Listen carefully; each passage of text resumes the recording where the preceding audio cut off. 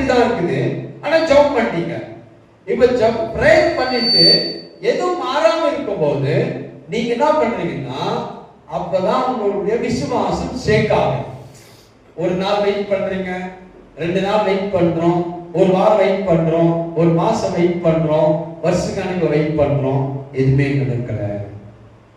காணப்படாதவளை நிச்சயம் அப்படின்னா நீங்க இன்னும் பார்க்கல, விசுவாசத்தோடு ஜெபம் பண்ணீங்கன்னா அது நிச்சயம் என்று வேதம் சொல்லுது.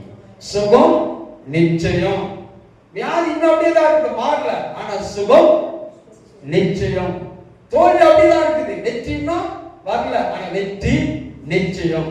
கீழே தான் இன்னும் கிடக்கிறோம், ஆனா மேல இன்னும் வரல, ஆனா வேதம் சொல்லுகிறது நீங்க மேல வருவீர்கள்.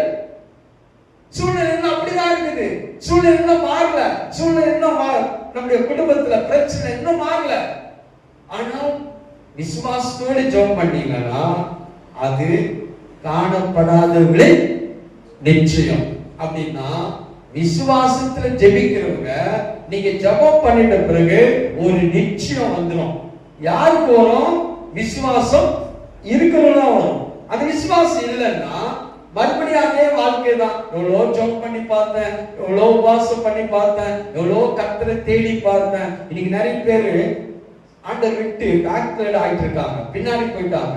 கிறிஸ்து வாழ்க்கையில ஒரு எக்ஸைட்மெண்ட் இல்ல, அவங்க தோல்வி விரக்தி, ஒரு பின்தங்கி போயிருக்காங்க.